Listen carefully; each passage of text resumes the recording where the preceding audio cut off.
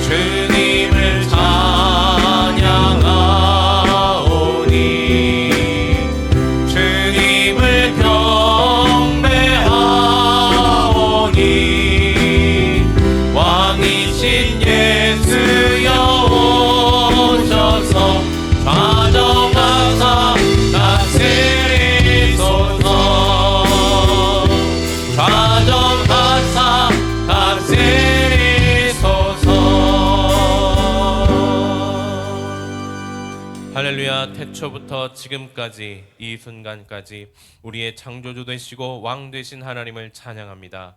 주님을 예배하는 이 시간 이곳을 거룩하게 하시고 우리 각 사람 한 사람을 주의 거룩한 보혈로 정결하게 하시옵소서. 주님을 의지함으로 예배자로 이 자리에 섰사오니 우리의 예배를 기쁘게 받아주시고 주의 한량없는 은혜를 베풀어 주시옵소서. 오직 주님만 영광 받으시옵소서. 감사드리며 예수님의 이름으로 기도드립니다. 아멘. 우리 사도신경으로 우리 신앙을 고백하도록 하겠습니다. 나는 전능하신 아버지 하나님 천재 창조주를 믿습니다. 그는 그의 유일하신 아들 우리 주 예수 그리스도를 믿습니다. 그는 성령으로 잉태되어 동정녀 마리아에게 나시고 본디오 빌라도에게 고난을 받아 십자가에 못 박혀 죽으시고 장사된 지 사흘 만에 죽은 자 가운데서 다시 살아나셨으며 하늘에 오르시어 전능하신 아버지 하나님 우편에 앉아 계시다가 거기로부터 살아있는 자와 죽은 자를 심판하러 오십니다. 나는 성령을 믿으며 거룩한 공교회와 성도의 교제와 죄를 용서받는 것과 몸의 부활과 영생을 믿습니다. 아멘. 우리 자리에 앉으셔서 함께 경배와 찬양으로 주님께 나아가도록 하겠습니다.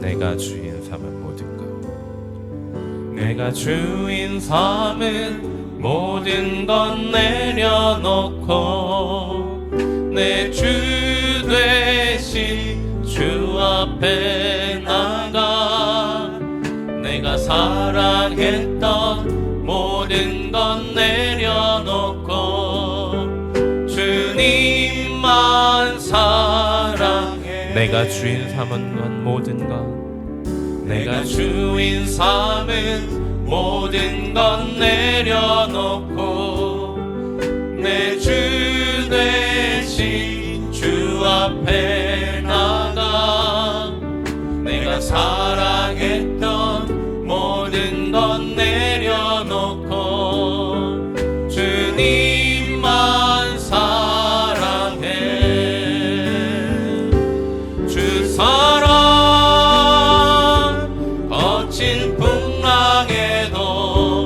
깊은 바다처럼 나를 잠잠케 해 주 사랑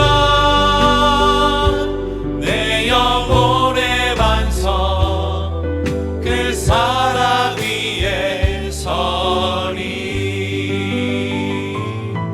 우리 다시 한번 고백합니다. 내가 주인 삼은 모든 것 내려놓고, 내가 주인 삼은 모든 것 내려놓고, 내 주 대신 주 앞에 나가 내가 사랑했던 모든 것 내려놓고 주님만 사랑해. 주 사랑 거친 풍랑에도 깊은 바다처럼 나를 잠잠케 해. 주 사랑 내 영혼의 반석 그 사랑 위에서 주 사랑 거친 풍랑에도 깊은 바다처럼 나를 잠잠케 해. 주 사랑 내 영혼의 반석 그 사랑 위에서 주 사랑 거친 풍랑에도 깊은 바다처럼 나를 잠잠케 해. 주 사랑 내 영혼의 반석 그 사랑 위에서 다시 한번 고백합니다. 주 사랑 내 풍랑에도 깊은 바다처럼 나를 잠잠케 하네. 주 사랑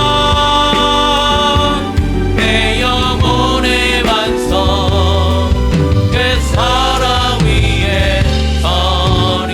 그 사랑 위에 서리. 그 사랑 위에 서리. 아멘. 우리 함께 이 시간 다 같이 박수치며 찬양하겠습니다. 어둠 밤 시대니.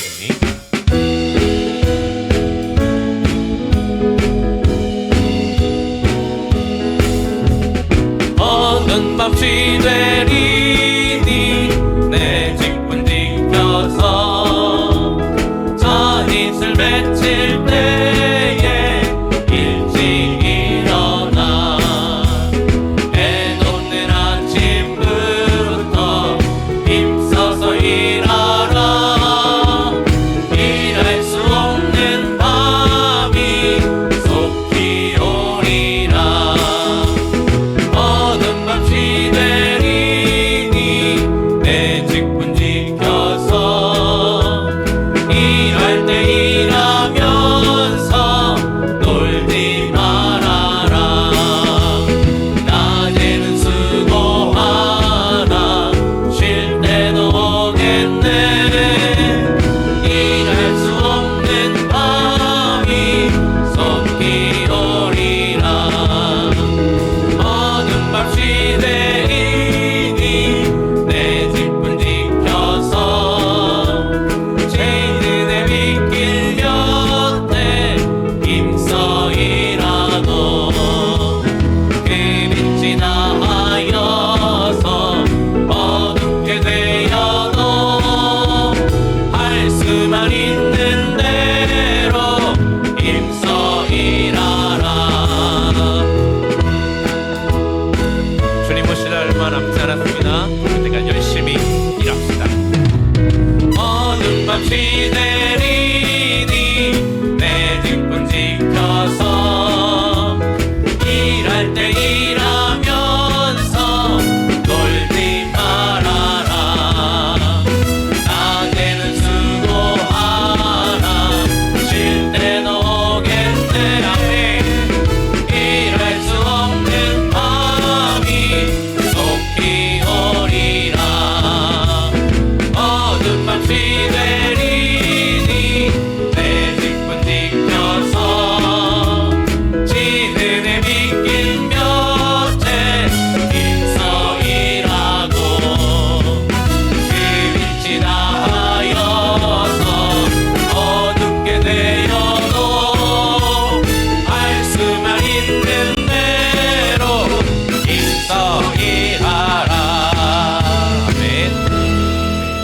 오시는 그날까지 정말 힘써 일하는 우리 성도들 다 되시기를 주님의 이름으로 축복합니다.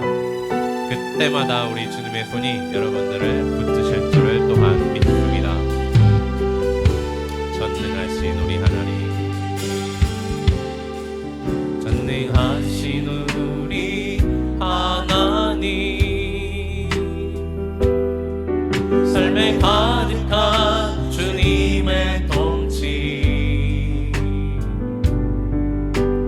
보호하시고 지켜주시네, 복 주시고 인도하. 우리 다시 한번 고백할까요? 전능하신 우리 하나님, 전능하신 우리 하나님, 아멘. 삶에 가득한 주님의 통치 보호하시고 지켜주시네, 복 주시고 인도하시네.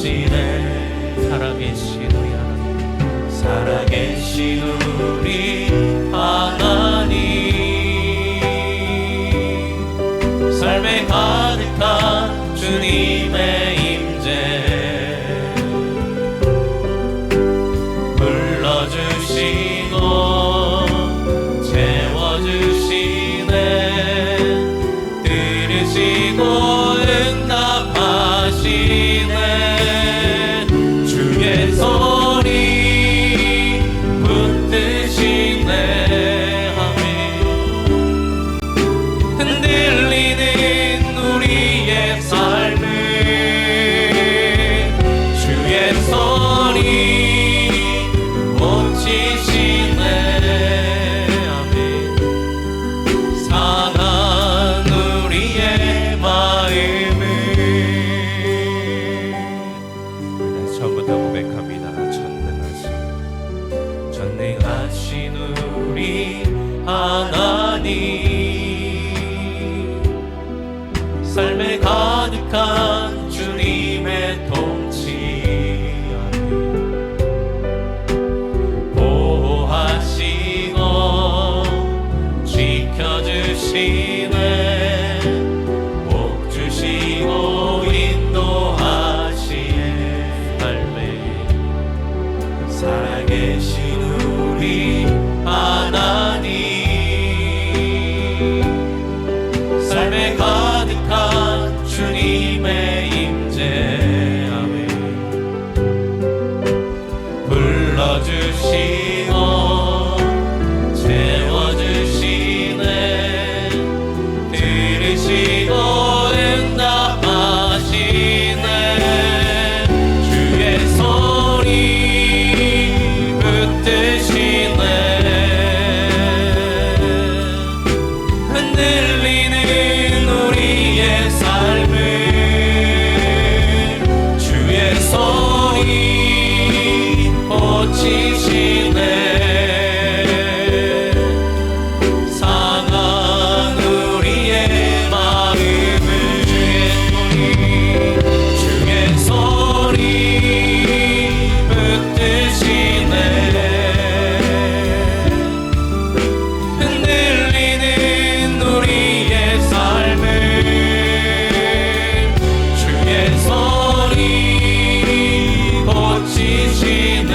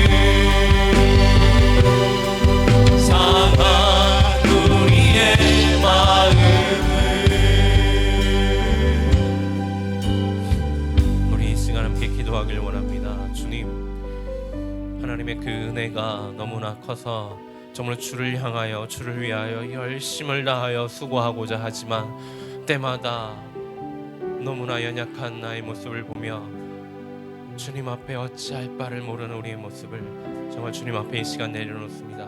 하나님, 우리를 도우시옵소서. 주의 손이 우리를 붙들어 주시옵소서.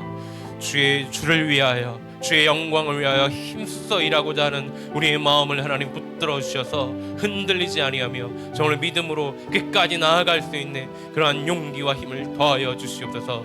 이 시간 우리에게 주실 그 은혜를 사모하며 또 우리에게 말씀을 주실 또 우리 목사님, 우리 담임 목사님의 정말 성령의 충만함을 위하여 우리 함께 이 시간 함께 기도하며 나아가겠습니다. 하나님, 이 시간 주님을 기대합니다. 하나님이 이곳에 계신 주님, 우리를 붙드시고 우리를 고치시는 주님, 하나님 이 시간 주님의 그 은혜를 사모하며 주님의 그 붙드시는 그 은혜를 사모하며 나아가오니 하나님 아버지, 이 시간 역사하여 주시고 우리 가운데 임재하셔서 우리를 인도하여 주시고 이끌어 주시옵소서. 오늘 주의 주실 그 은혜를 하나님 우리가 받게 하나님이 흠없게 하여 주시고 하나님 우리로 정결하며 거룩하게 하여 주시고 또 주의 말씀을 들을 수 있도록 우리의 영을 깨워 주시면서 말씀을 전하신 우리 담임 목사님에게 함께 하여 주시고 하나님의 그 영이 정말 우리 가운데 임하여 주시기를 간절히 바라옵나이다. 하나님 아버지, 천하 만물을 창조하시고 우리를 죄로부터 구원하여 주신 하나님 아버지, 거룩한 날 주님의 임재 앞에 나와 예배를 드릴 수 있는 특권을 주심에 감사합니다. 두세 사람이 내 이름으로 모인 곳에는 나도 그들 중에 있느니라 하셨사오니 저희가 정성을 다하여 드리는 이 예배 가운데 함께 하셔서 기쁨으로 드리는 찬양, 주님 앞에 엎드려 드리는 눈물의 회개, 그리고 저희의 소망을 담아 한 마음으로 드리는 기도를 다 들어주시고 하나님과 죄악 사이에서 머뭇거리지 말고 뜨겁게 주님을 사랑하며 섬기며 살아가게 하옵소서.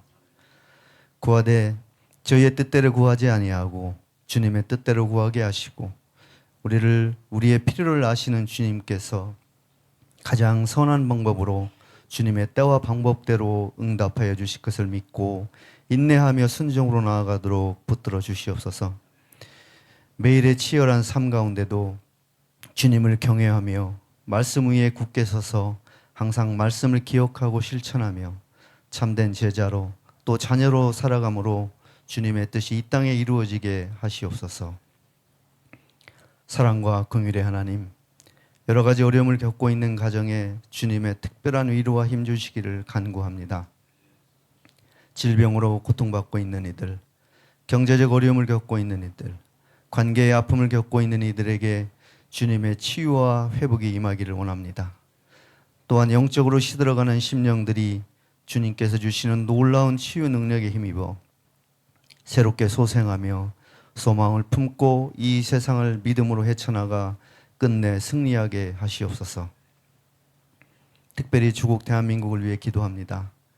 외교 안보적 위협과 불확실성이 날로 증가하고 있는 이때에 혼란한 국내 정치 상황으로 인하여 적절히 대처하지 못하고 있습니다. 관과하옵건대 하나님의 통치가 조국 대한민국에 임하여 분열과 갈등이 수습되고 평안을 되찾게 하시옵고 하나님의 진리의 토대 위에 나라가 바로 세워지게 하시옵소서. 이 땅에 복음을 전하며 하나님 나라 확장을 위해 헌신하고 계신 선교사님들을 위해 기도합니다.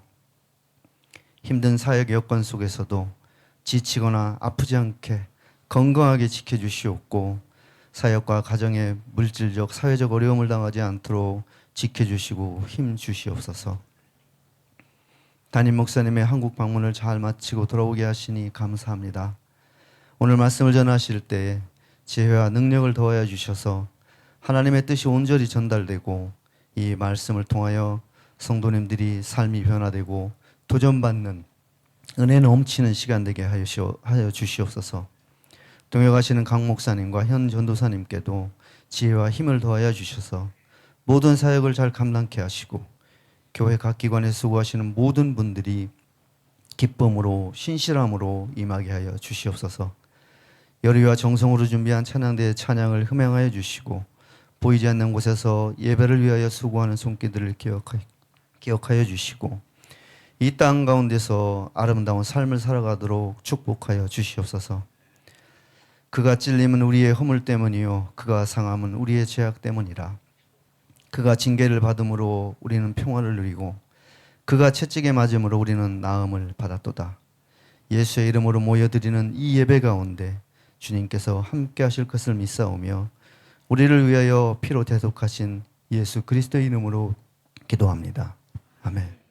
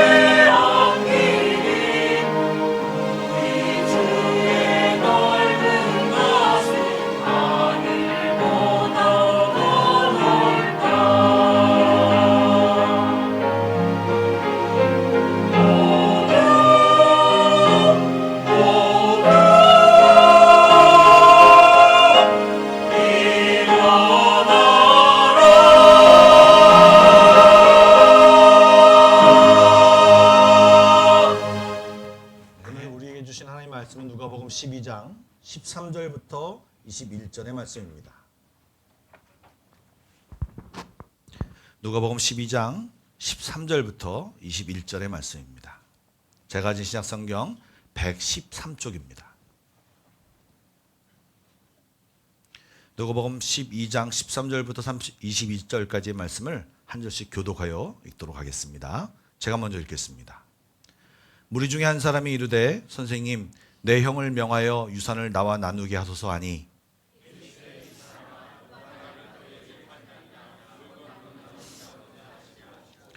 그들에게 이르시되 삼가 모든 탐심을 물리치라. 사람의 생명이 그 소유에 넉넉한 데 있지 아니하니라 하시고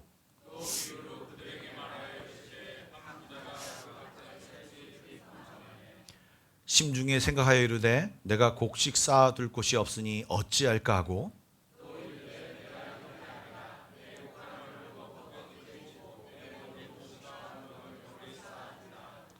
또 내가 내 영혼에게 이르되 영혼아 여러 해 쓸 물건을 많이 쌓아두었으니 평안히 쉬고 먹고 마시고 즐거워하자 하리라 하되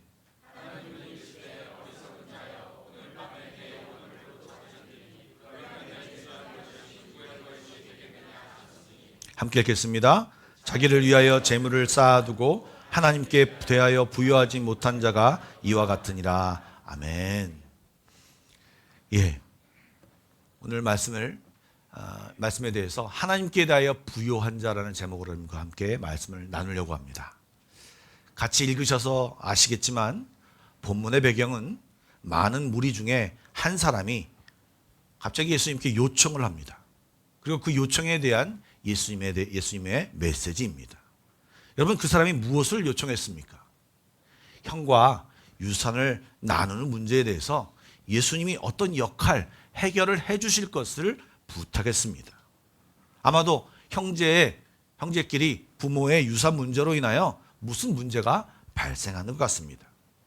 형이 욕심을 부려 동생에게 나누어야 할 부분을 더 많이 가졌을지도 모르겠고, 또 동생이 마땅히 자기의 몫에 대하여 만족하지 못하고 더 많은 것을 차지하려고 욕심을 부렸는지 알 수 없지만, 어쨌든 분명한 것은, 말씀 속에서 확실한 것은 재산 문제로 인해서 형제 간에 분쟁이 있었다는 말입니다. 유대 사회에서 부모님이 돌아가시면 아들이 둘일 경우에 그 3분의 1을 작은 아들이, 그리고 3분의 1을 첫째 아들, 장남이 소유하는 것이 그들의 전통입니다. 그런데 만약에 이것이 제대로 이루어지지 않을 때는 랍비한테 가서 재판을 요청하고 그렇게 그 재판에 따라서 집행할 수 있게 되어 있습니다. 그렇기 때문에 지금 이 사람은 대중으로부터 인정받고 있는 예수님에게 대하여 이 문제 해결을 요청한 것입니다. 이 상황 속에서 그 사람의 중심을 보시는, 만물의 본질을 알고 계시는 그 예수님께서 그 사람의 심중의 문제를 정확히 보시고 짚어서 거기에 대한 말씀을 주신 것이 바로 오늘 말씀입니다. 그런데 15절에 놀랍게 예수님은 그 말씀을 듣고 그것이 탐심이라고 말씀하시며 사람의 생명이 소유에 넉넉한 데 있지 않다라고 말씀하시고 이후에 한 가지 비유를 말씀하셨습니다. 이미 읽었기 때문에 어느 정도 아시겠지만 한번 여러분 보지 마시고 생각으로 한번 그 내용을 끄집어내 보시기 바랍니다. 한 부자가 있었습니다. 그리고 그 밭의 농사가 너무 잘 되었어요. 소출이 너무나도 많았습니다. 그래서 그것을 바라보면서 이 부자가 마음속에 생각하기를 무엇이라고 생각하냐면, 올해 내가 수확할 곡식이 굉장히 많네. 그런데 창고를 보니, 곡간을 보니 쌓아둘 곳이 없네. 야, 이렇게 이번 기회에 곡간을 헐고 철없게 더 크게 짓자. 그리고 거둔 모든 곡식을 그곳에 넣어두자. 그리고 그 곡식을 이제 생각하면서 이제 많은 것이 저장되어 있으니 이제 먹고 마시고 누리고 즐기자라고 하는 생각을 그 부자가 했다는 것입니다. 그런데 거기에 또 한 가지 생각, 또 한 가지의 마음이 전해지고 있으니 이 부자의 생각 외에 또 한 가지 생각이 성경에 기록되어 있으니 바로 하나님의 마음입니다. 하나님이 뭐라고 그 부자에 대해서 생각을 가지고 계시느냐? 그 부자의 생각과 마음, 또 계획을 아시는 하나님께서 오늘 밤에 너의 영혼을 내가 도로 찾아가면 내가 가지고 있는 것이 누구의 것이 되겠느냐 하시면서 이 얘기가 마무리가 됩니다. 그러면서 예수님께서 자기를 위하여 재물을 쌓아두면서도 하나님에 대하여 부유하지 못한 자가 이런 자라고 말씀하시며 이 비유를 마치십니다. 이것이 오늘 본문의 전부입니다. 이 말씀을 가지고 하나님께 대하여 부유한 자가 어떤 사람이고 그것이 어떤 의미가 있고 그 말씀 속에 흐르는 주의 메시지를 함께 나누려고 합니다. 여러분, 오늘 본문의 제목이, 오늘 말씀의 제목이 뭐라고요? 하나님에 대하여 부유한 자입니다. 여러분, 부유하다는 말이 여러분 익숙하십니까? 저는 이 말씀을 읽으면서, 성경을 읽으면서 가끔씩 이제 성경 용어 같은 게 있지 않습니까? 그런데 성경 용어가 이렇게 마음에 와닿지 않는 것들이 좀 있습니다. 오늘도 우리가 잘 알고 있는, 잘 쓰고 있는 부유라는 말과 비슷한 말이지만 조금 다른 부유라는 말을 우리가 정확히 구분할 필요가 있습니다. 여러분에게 여쭤보겠습니다. 여러분, 부유함과 부유함이 어떻게 다릅니까? 평소에 한번 생각해 보셨습니까? 부유하다는 말은요, 말 그대로 물질적인 풍요함을 이야기하고 있습니다. 그래서 내가 가진 것, 내가 가진 재물, 내가 가진 자원이 많음을 이야기하는 말이죠. 그런데 이 부유하다는 말과 비슷한 부요하다는 말은요, 물질적인 풍요함뿐만 아니라 정신적으로 그리고 감정적으로 풍요로움을 포함한, 그다음에 안정적인 그런 상태를 말하는 그런 단어가 바로 부요함입니다. 그리고 그 단어의 뜻에 기독교적인 해석이 들어가면 어떻게 해석이 될 수 있냐면, 부유하다라는 말은 단순히 물질적인 풍요와 함께 그 풍요가 찰나적이다, 잠깐 동안이다 라고 하는 그 말이 베이스로 깔려져 있고요.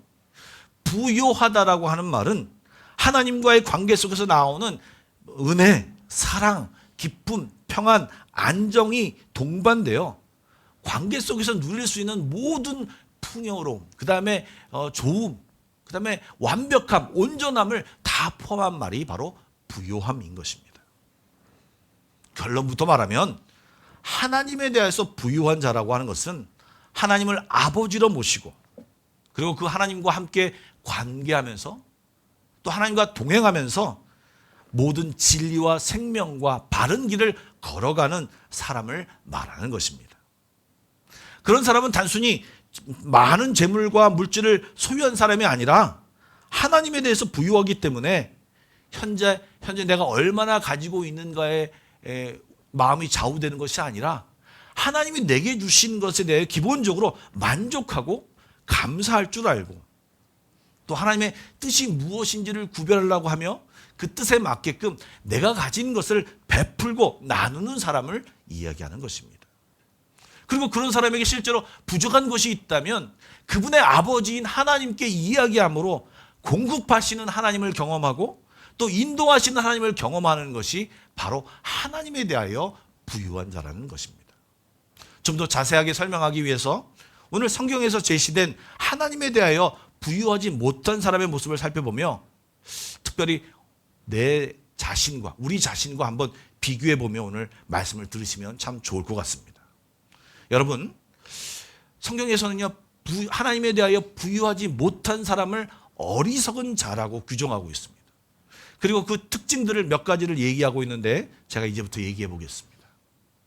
첫 번째로요, 하나님에 대하여 부유하지 못한 자는요, 어리석은 자로서 하나님의 존재를 삶 속에서 찾아볼 수 없습니다.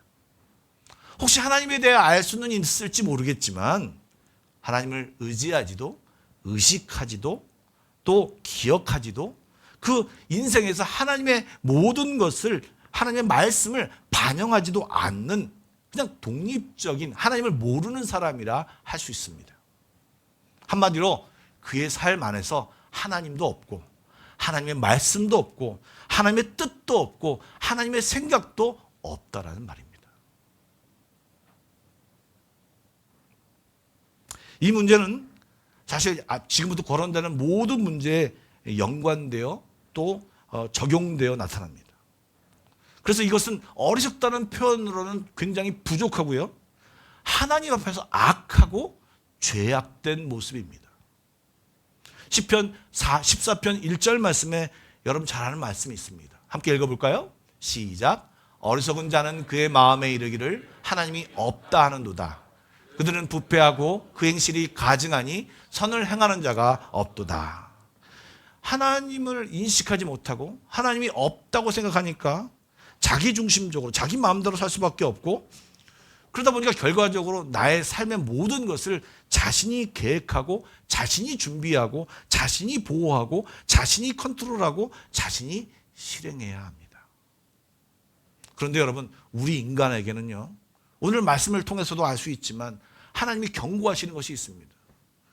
너 인간아, 너 사람아, 너희는 한 치 앞도 알 수 없지 않냐. 나는 너의 생명을 주관하는 자다. 네가 아무리 열심히 벌어놓고 너무나 행복하게 할지라도 오늘 내가 네 생명을 앗아가면, 네 생명을 걷어가면 너에게는 그런 것이 아무것도 의미가 없지 않느냐. 나는 너를 창조한 자다. 네가 아무리 계획하고 결실한다고 할지라도 내가 오늘 그것을 흩으면 오늘 이 시간에 또 다른 방법으로 그것을 흩으면 너에게 아무 소용도 없지 하지 않느냐. 여러분, 우리가 코로나 기간 동안 이것을 너무 많이 겪었지 않습니까? 우리가 가졌던 많은 것들이 코로나 한 방으로, 코로나의 그런 상황 속에서 아무것도 누릴 수 없고 모든 것이 불편한 것으로 작용할 수밖에 없었습니다. 하나님이 흩으시면, 하나님이 뭔가 행하시면 한 방에 우리는 모든 것이 엉망이 될 수밖에 없는 존재들입니다. 하나님은 내가 이 세상의 주관자다. 그런데 네가 나를 무시하고 나를 고려하지 않고 살아갈 수가 있다고 생각하니, 내가 너의 생각과 마음을 고려하지 않고 만약에 내 마음대로 내 생각대로 그냥 너희를 전혀 고려하지 않고 행한다면 너희가 어떻게 될 것 같니? 주님은 오늘 이 말씀 속에서 우리에게 그것을 이야기하고 있습니다. 그런데 우리는 우리의 삶 속에서 주님을 알지도 인식하지도 생각도 없이 살아가니까, 하나님 없다고 생각하니까 감사도, 이웃에 대한 배려도, 더 나아가 나를 향하신 하나님의 바람도 알 수가 없는 것입니다. 이 땅에 왜 우리를 보내셨습니까? 왜 이 땅에 하나님이 우리 한 사람 한 사람을 보내시면서 가진 목적과 기대를 우리가 알 수도 없고 그냥 내 마음대로 살아가니까, 그냥 그곳에는 그냥 나의 즐김, 나의 누림, 그리고 내 재물과 소유와 평안과 휴식과 쾌락에 대한 관심으로 나의 삶 전체가 가득 차 있다는 것입니다. 그런 사람은요, 하나님과의 올바른 관계를 유지할 수 없고요, 관계가 맺어질 수도 없고요, 하나님에 대한 지식을 가질 수도 없습니다. 그래서 그런 사람들에게, 하나님이 없다 하는 사람들이 전형적으로 나타나는 또 다른 모습 하나가 뭐냐, 바로 늘 자기 중심적으로 프레임을 가지고 하나님을 생각하기도 하고 헛된 것을 구하기도 하고 하나님을 주님으로 생각하지 않기 때문에 신앙을 갖고 있다고 생각하면서 주님을 이용하는, 주님을 사용하는, 마치 요술램프의 지니처럼 주님을 이용하고 떼었다가 꺼냈다가 쓰고 또 내가 마음에 안 들면 집어넣고 하는 그런 삶을 살아가고 있다는 것입니다.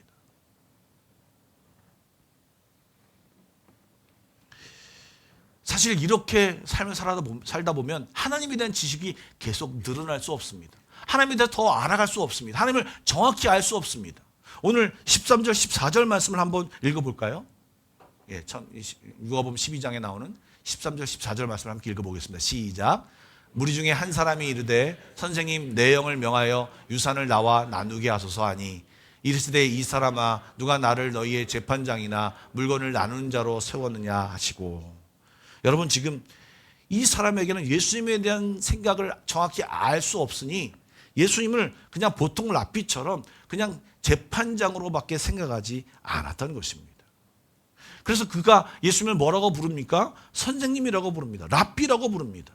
예, 그냥 예수님을 선생님으로밖에 알지 못하기 때문에 유산 문제를 해결해달라는 이 재판장의 역할을 부탁한 것입니다. 예, 물론 주님이 우리의 문제를 얼마든지 해결하실 수 있고 그렇게 해주시기도 합니다. 그러나 예수님, 하나님을 우리의 문제 해결자로만 알고 계신다면 여러분, 예수님은 아마 그 역할을 계속해서 해결해 주시지 않을 것입니다. 왜요?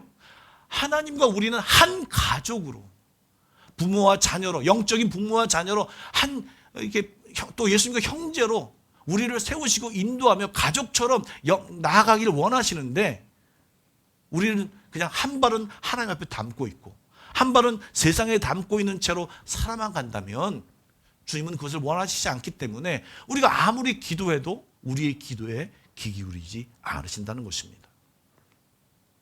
물론 그 마음을 돌이키기 위해 때로는 들어주시기도 하지만 때로는 일부러 들어주지 않기도 한다는 것입니다.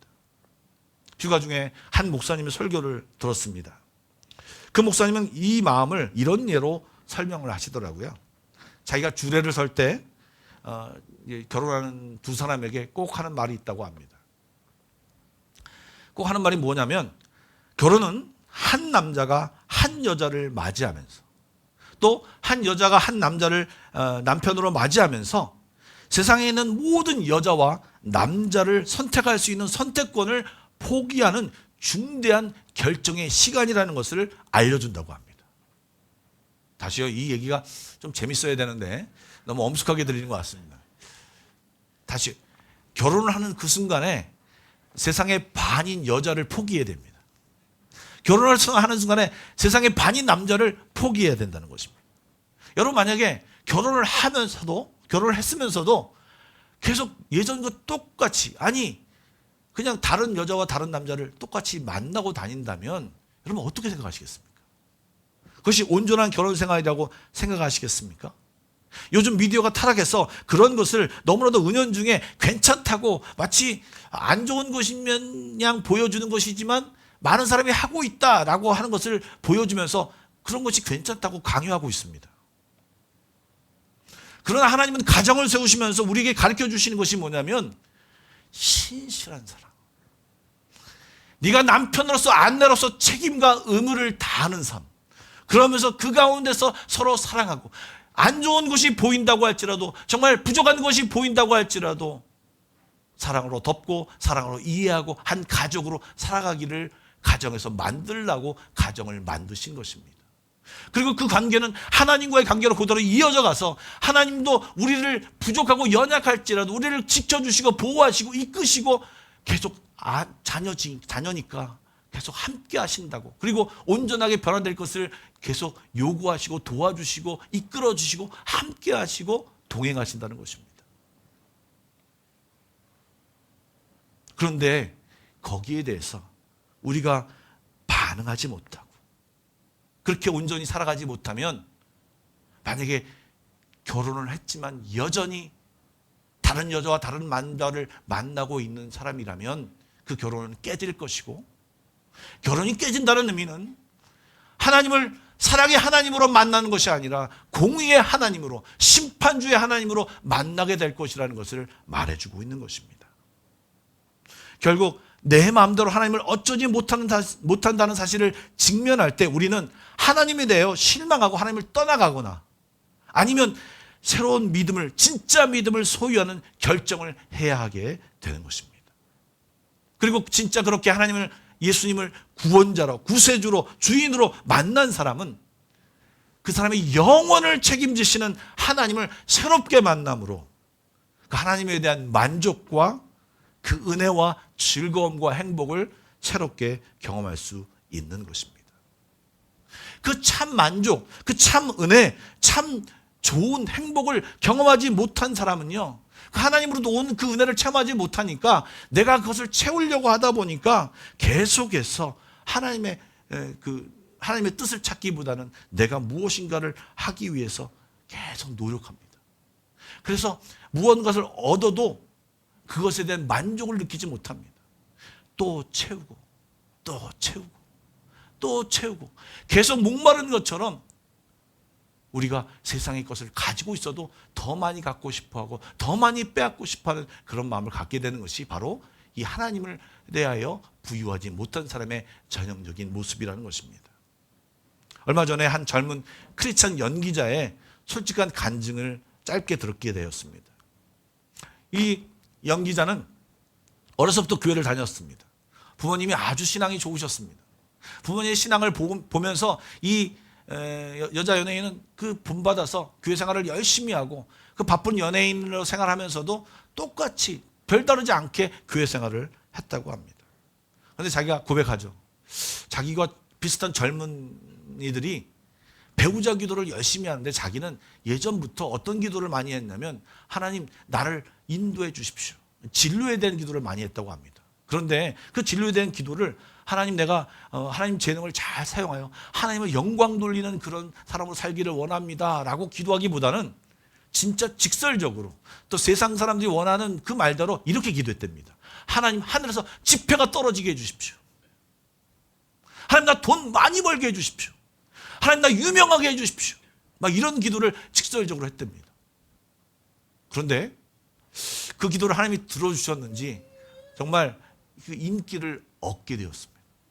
그 사람들에게 알려지게 되고 정말 자기가 뭐 아주 큰 부자가 되지는 않았지만 정말 하고 싶은 것을 무엇이든 할 수 있는 여유가 생겼다고 합니다. 그런데 이 사람에게는 하나님을 계속 만나는 열심이 있었습니다.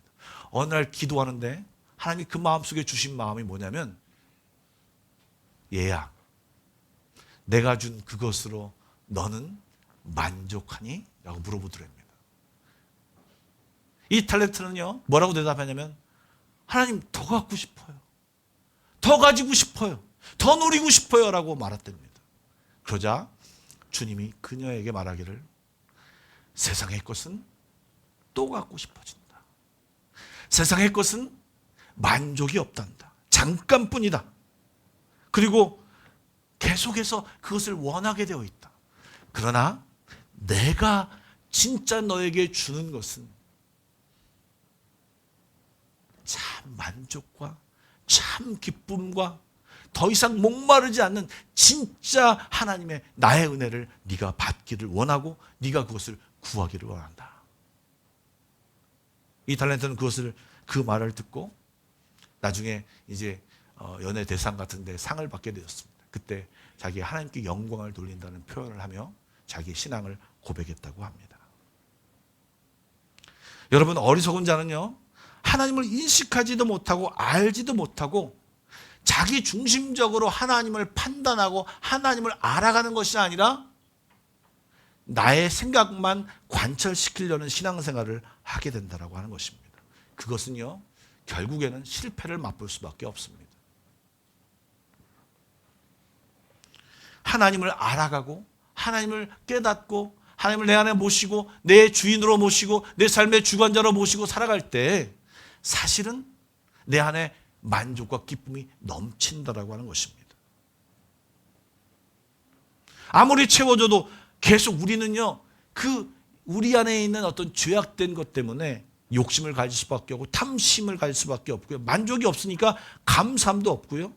반대로 내 안에 없는 것을 발견하게 되면서 비관과 자포자기와 비교함으로 자기 비하에 처하게 되고요.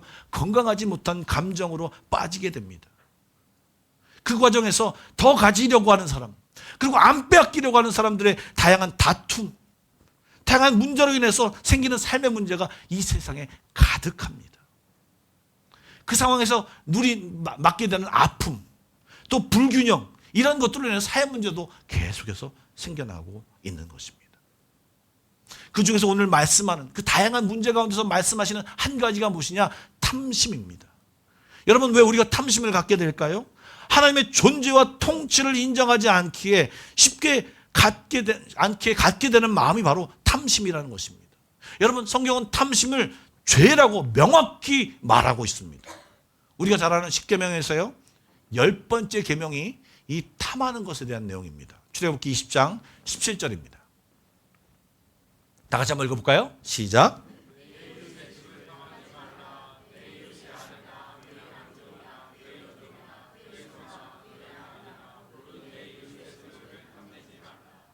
여러분, 하나님을 인정하지 못하니까, 하나님이 하나님이 주는 만족을 누리지 못하니까 다른 사람이 갖고 있는 것이 더 좋아 보이고 나도 그것을 갖고 싶은 마음이 생기고 비교하는 마음과 이런 다양한 마음이 생기는 것입니다. 신약에서도요, 에베소서 5장 3절에 보면 음행과 온갖 더러운 것과 탐욕은 너희 중에 그 이름조차도 부르지 말라. 이는 성도에게 마땅한 바니라. 그러므로 땅에 있는 지체를 죽이라. 곧 음란과 부전과 사욕과 악한 정욕과 탐심이니 탐심은 우상숭배니라. 이것들로 말미암아 하나님의 진노가 임하느니라.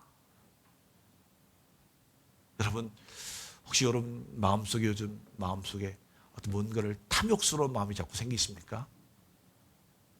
여러분, 하나님 앞에 가지고 가십시오. 그리고 하나님이 주시는 놀라운 은혜를 체험하시기 바랍니다. 네 번째로, 하나님에 대하여 부유하지 못한 사람들은요, 내가 왜 풍족한지를 알지 못합니다. 18절과 19절 말씀을 좀 보겠습니다. 다 같이 한번 읽어보겠습니다. 시작. 또 이르되 내가 이렇게 되리라. 내 곳간을 헐고 더 크게 짓고 내 곳간 물건을 거기 쌓아두리라. 또 내가 내 영혼에게 이르되 영혼아, 여러 해 쓸 물건을 많이 쌓아두었으니 평안히 쉬고 먹고 마시고 즐거워하자 하리라 하되. 여러분, 지금 예수님이 계셨던 땅은 유대 땅입니다. 대하를 나누는 사람들이 바로 유대 백성, 이스라엘 백성들입니다. 그들은 당연히 하나님에 대해서 알고요. 하나님이 무엇을 요구하시는지도 이미 알고 있습니다. 그런데 주님이 비유를 얘기하시면서 그들에게 이 비유 속에 그 말 속에 하나님에 대한 감사와 자신에 대한 자신을 통해 이웃을 섬기고 나누는 그런 하나님의 마음을 전혀 드러내지 않고 있습니다. 이 말 속에는 하나님의 마음이 전혀 없습니다. 그냥 자기가 잘 먹고 잘 살고 자기가 즐기고 누리자라고 하는 그런 마음만 가득하지 하나님에 대한 생각을 전혀 그 안에 넣고 있지 않다라고 하는 것입니다. 여러분, 왜 하나님이 우리에게 풍족함을 주셨을까요?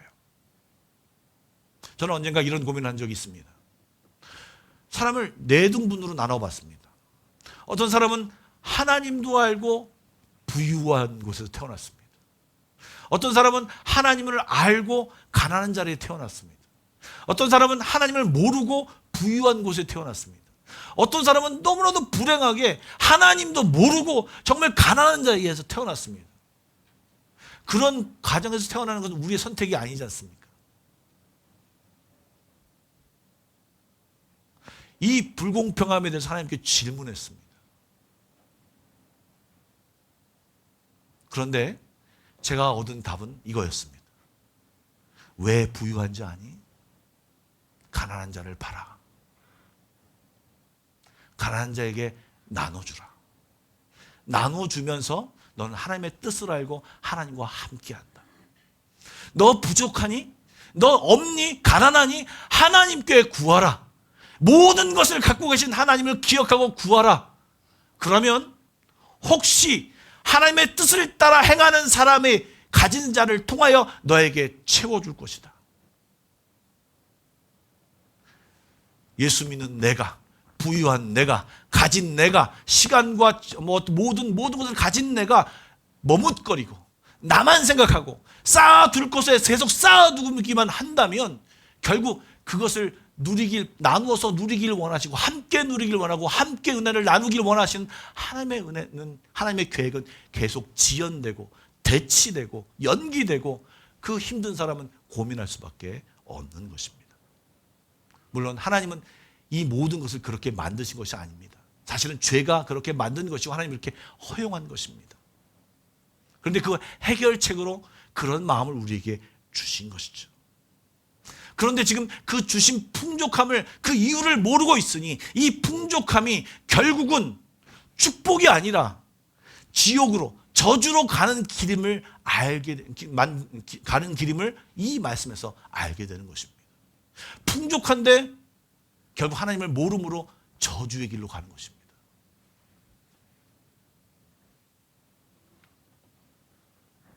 하나님께 대하여 부유하지 못한 사람은 하나님의 뜻도 하나님의 생각도 그리고 내게 왜 이런 것을 주시는지, 내가 왜 이런 삶을 살게 하시는지를 알지 못한다는 것입니다.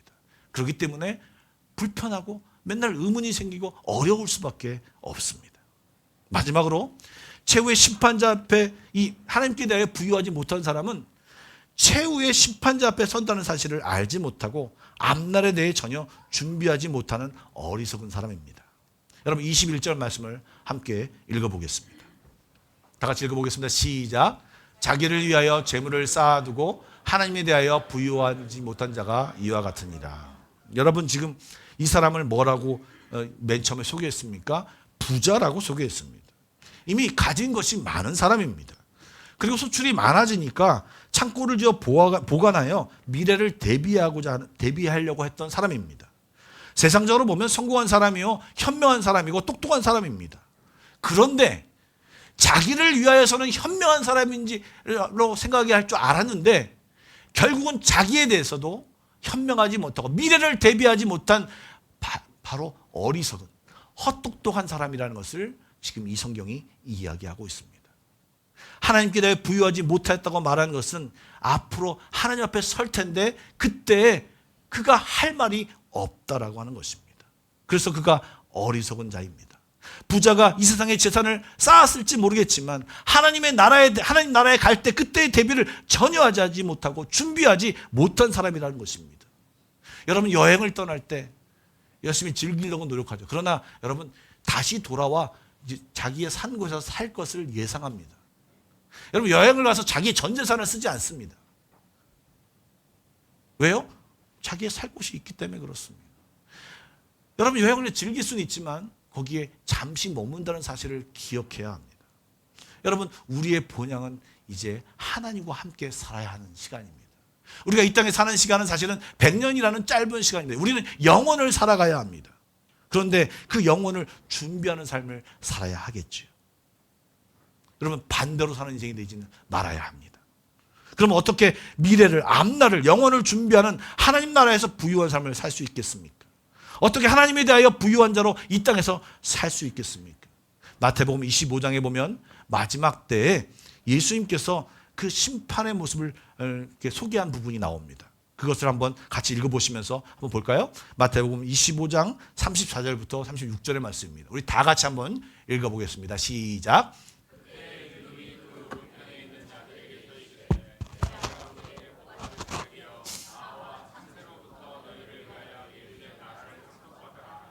내가 주일 때 너희가 먹을 것을 주었고 목마를 때 마시게 하였고 나그네 되었을 때 영접하였고 헐벗을 때 옷을 입혔고 병들었을 때 돌보았고 옥에 갇혔을 때 와서 보았느니라. 아멘. 여러분 그런데 신기하게 그 다음 말씀에 이어지는 것이 뭐냐면 말씀은 없지만 이 하나님 그 보좌의 오른편에 즉 의인이라고 칭찬받는 그 사람들이 주님 우리는 언제 그런 일을 행했는지 모르겠습니다. 우리가 언제 먹을 것을 주었고 언제 마시게 하였고 언제 영접하였고 언제 옷을 입혀드렸고 언제 돌보았습니까? 이렇게 대답합니다.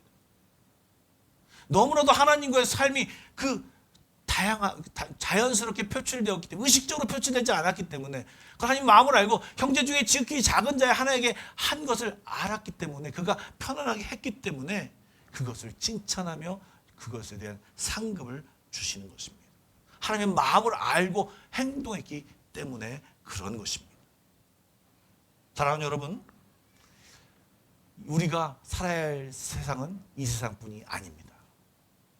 이제 오고 올 하나님의 나라를 살아야 합니다. 그 나라를 준비하는 삶을 이 땅에 살아야 합니다.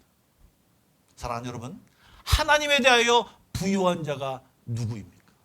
하나님에 대하여 부유하게 살아갈 수 있는 자가 누구입니까? 그것은 하나님을 정확히 알아야 합니다. 하나님에 대하여 또한 관계를 계속 누리며 하나님과의 친밀한 관계를 맺어야 합니다. 그래서 오늘 내가 살아가면서 하나님을 경험하며 살아가야 합니다. 말씀을 읽고 말씀을 적용하며 말씀과 함께 적용하며 살아가야 합니다.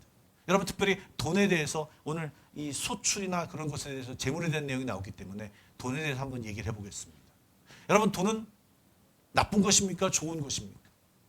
성경은 좋다 나쁘다 얘기를 하지 않습니다. 돈에 대하여 중립적입니다. 그리고 여러분 돈을 잘 사용하여 사람들을 먹이고 마시고 아까 말한 칭찬하신 것이 다 돈 들어가는 일입니다. 그러니까 돈을 잘 사용하라고 성경은 이야기하고 있습니다. 그런데 말씀 속에 보면 돈을 사랑하는 자가 죄악에 빠진다고 합니다. 돈을 사랑하다 보면 하나님을 사랑하지 못하고 그 돈에 매몰되기 때문에 돈.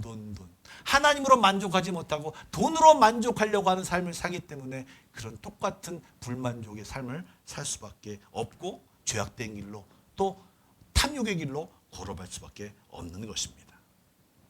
사랑하는 여러분, 여러분에게 하나님과 관계하며 여러분에게 주신 모든 것을 발견하시고 또 하나님의 은혜를 체험하시기 바랍니다. 그리고 이 땅에서 이제 하나님 나라에 갈 것을 준비하시는 그리고 여러분에게 무엇을 주셨는지 발견하여서 또 없다면 하나님께 간구하여서 그것을 누리며 살아가는 여러분들이 되시기를 축복합니다. 마지막으로 설교를 마감하면서 여러분에게 여쭈어 보겠습니다. 현재 여러분은 하나님 앞에서 하나님에 대하여 부유한 자이십니까? 가난한 자이십니까? 하나님에 대하여 부유하려고 애쓰고 노력하는데 이 땅에서 하나님의 은혜를 누리지 못하고 이렇게 경험하지 못하고 그냥 참기만 하고 살고 계십니까? 하나님은 그것도 원하시지 않습니다. 이 땅에서 하나님을 온전히 누리십시오. 그리고 여러분 누리신과 동시에 다음 올 세대를 준비하십시오. 그런 지혜로운 하나님에 대하여 부유한 자가 다 되시기를 주님의 이름으로 축복합니다. 기도하겠습니다. 우리의 삶을 좀 돌아보겠습니다. 내가 지금 무엇에 집중하고 있는지, 그리고 그 집중이 맞는지, 내 안에 탐욕스러운 마음은 없는지, 하나님으로 오는, 하나님을 만나지 않는, 하나님의 알지 못하는 그 결핍 때문에 있는 나의 모든 증상들이 있는지, 나는 미래를 준비하고 있는지 한번 돌아보시기 바랍니다. 기도에 들어가기 앞서 잠시 생각하고 기도로 들어가겠습니다. 다 같이 생각하며 기도하겠습니다.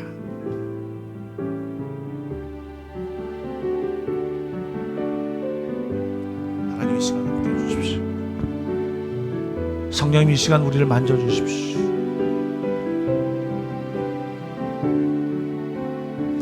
하나님 없다는 자가 되지 않게 하여 주시옵소서.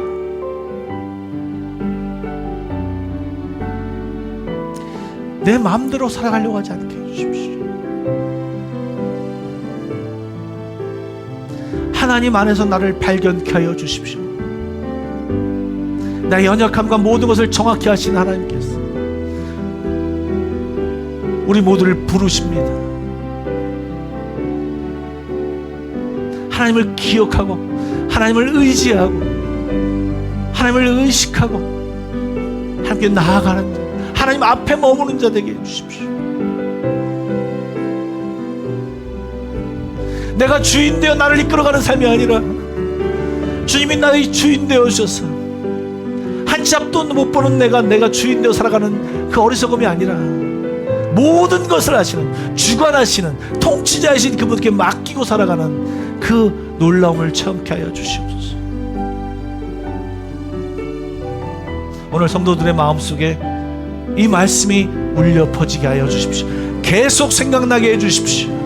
성령님, 금방 잊어버리는 생각이 아니라, 그런 말씀이 아니라 계속 우리의 마음을 후벼 파고 딱딱한 우리의 영혼을 쪼개고 깨트리는 놀라운 역사가 일어나게 하여 주시옵소서.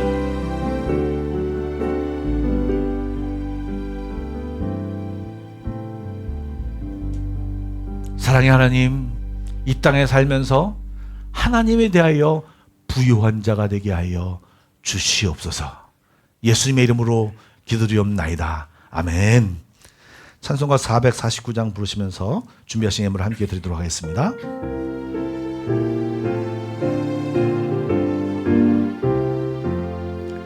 예수 따라가며 복음 순종하며 우리 행할 길 완하겠네. 주를 의지하며 순종하는 자를 주가 늘 함께 하시리라. 의지하고 순종하는 길을 예수 안에 즐겁고 복된 길이로다. 해를 당하거나 우리 고생할 때 주가 위로해 주시겠네. 주를 의지하며 순종하는 자를 주가 안위해 주시리라. 의지하고 순종하는 길은 예수 안에 즐겁고 복된 길이로. 남의 짐을 지고 슬픔을 위로하면 주가 상급을 주시겠네. 주를 의지하며 순종하는 자를 항상 복 내려 주시리라. 의지하고 순종하는 길은 예수 안에 즐겁고 복된 길이로다. 기도하겠습니다. 사랑의 하나님, 오늘도 주님 앞에 마음을 담아 예물을 드렸습니다. 이 예물이 하나님께 연락되게 하여 주시고 우리의 마음과 기도 제목이 주께 올려지게 하여 주시옵소서. 그리고 하늘에 있는 우리의 기도에 그 잔에 가득 차게 하여 주셔서 하나님의 놀라운 축복이 우리의 삶 가운데 날마다 경험되게 하여 주시옵소서. 우리의 가정에 놀라운 하나님의 축복이 임하여 주옵소서.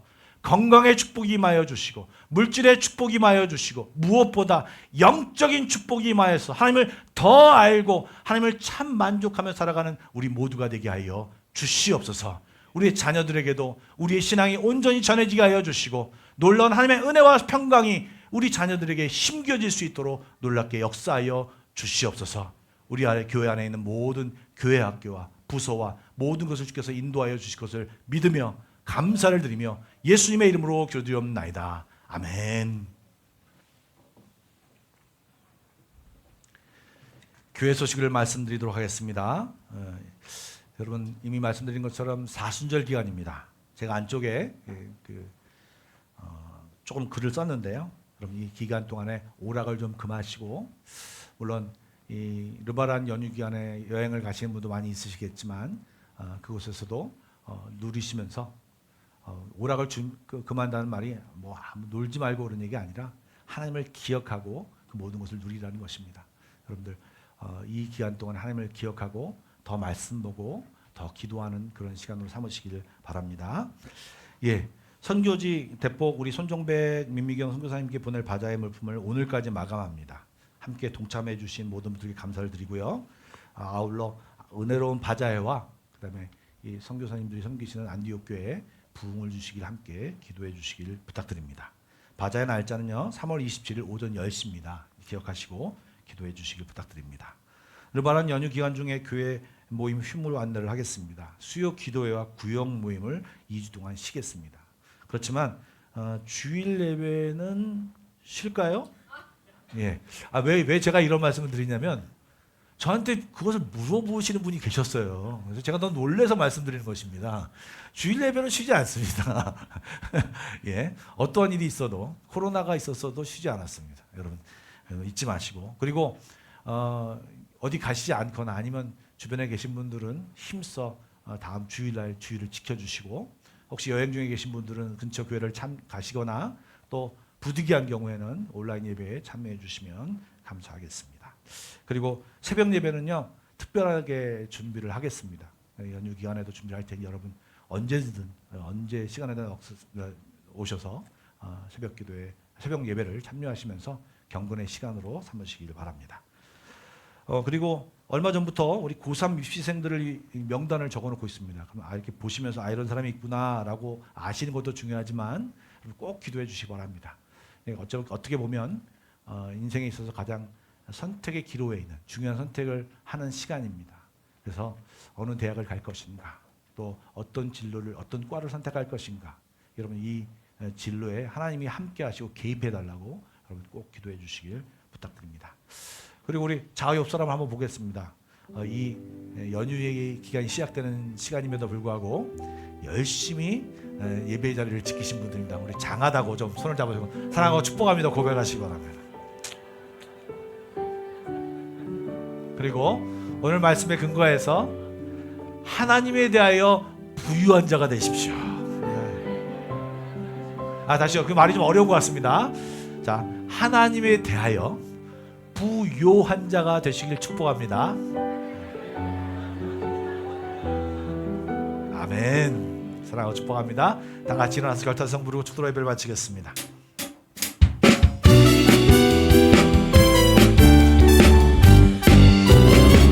주 하나님 독생자 예수 날 위하여 오시었네. 내 모든 죄 다 사시고 죽음에서 부활하신 나의 구세주, 살아계신 주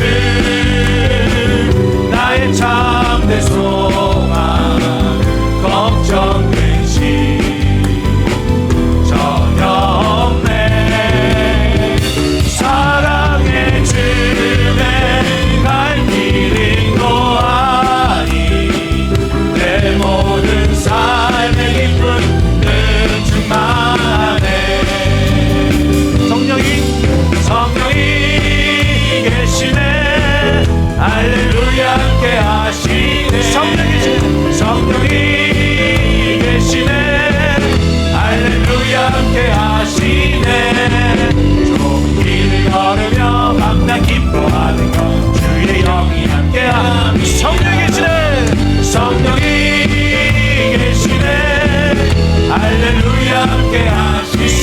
계시네 성령이 계시네 할렐루야 함께 하시네 좋은 길 걸으며 밤새 기뻐하는 것 주의 영이 함께 합니다. 이제는 우리 주 예수 그리스도의 은혜와 하나님 아버지의 놀라우신 사랑하심과 성령님의 인도하심과 교통하심과 함께 하심이 오늘도 하나님에 대하여 부요하기를 다짐하는 모든 성도들 머리 위에 그의 가정과 앞날 위에 직장 위에 한마음교회 위에 지금부터 영원까지 함께 하시길 간절히 축원하옵나이다. 아멘.